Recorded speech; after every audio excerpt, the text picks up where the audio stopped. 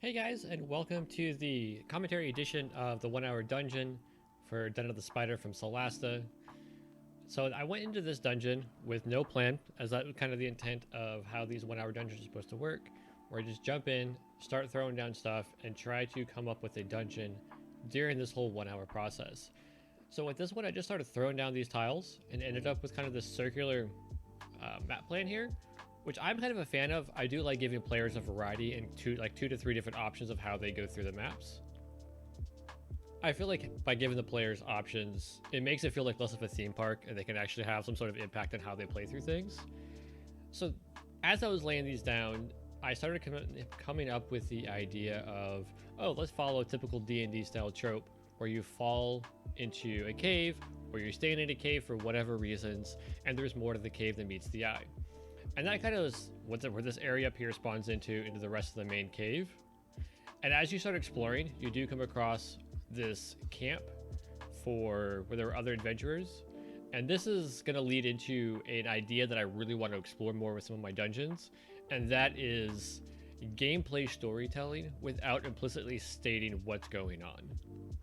So what I mean by like gameplay story is as you're wandering through a zone, a dungeon, whatever, the environment kind of tells a little bit of the story for you, and that's what this area signifies. I think it's a really cool idea. So you have what is obviously the camp of a former adventuring party, and as you kind of explore, whether you go through the primary route of up and around this way, finish the boss, and come up and explore, or you do happen to find the little hidden tunnel here, come down through this way, and you start running into the spider sacks and the cocooned bodies of the former adventuring party. And there are 4 of them, which was the intent of having the 4 different mats, the 4 different adventuring party members that are now food for the spider spawn. We do have this one little awkward room down off to the side here. This was going to be a room that I was going to do like a small secret encounter for, or some special loot. I really didn't have too many ideas for it. I just like the idea of, let's throw in a secret room down at the end of this hallway here.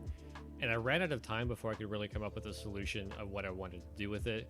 So it ended up just sitting here. I probably could have gotten rid of the secret door, but maybe I'll come back to this at some point and actually finish this part of the section up.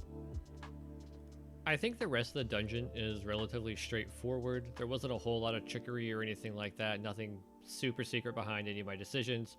Just really throwing things down. This was just a little bit of encounter, so it's not just kind of bland and boring. This is probably one of the harder encounters in the game. I'm not going to call it the game, the dungeon. The Spider Queen is actually relatively easy to go through. This kind of comes into my biggest complaint of the Solasta editor at the moment, is I cannot rename things. So obviously this is just a deep spider. I really wish I could come in here and have a variable that allows me to like, oh, here's its actual display name. Instead of deep spider, we could call it like Spider Queen.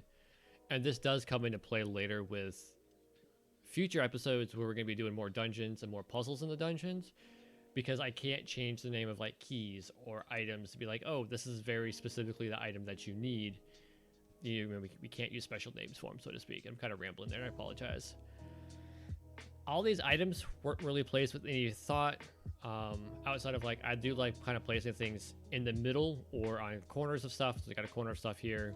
These were all just kind of placed in the middle of giant open areas. And it is something that I do need to work on for future dungeons, is more thoughtful item placement for some of these game props. Mainly because I think it will matter with the tactical based combat, is how are we going to break up the level spaces? Just to try to make things a little bit more interesting versus just like straight room fights, which is like one of the reasons I really like this fight down here, is you kind of have a couple different paths to go on, and things kind of get in the way to help split up the party a little bit. I would have liked to have done a little bit more story-based stuff in here, but I spent a lot of time trying to learn how some of these triggers and things link up to each other, which didn't allow me enough time at the very end to kind of cohesively add a DM voice, so to speak, as you were adventuring through this short little dungeon.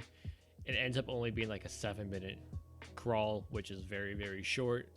I think for my first real dungeon in Solasta, outside of a couple little mini editing adventures that I did to kind of just learn the basics of the tool set, I did a fairly good job. I have a couple ideas in my head for future dungeons that will be incorporated with the 1 hour dungeon crawl, or maybe I'll start doing longer ones, month-long ones.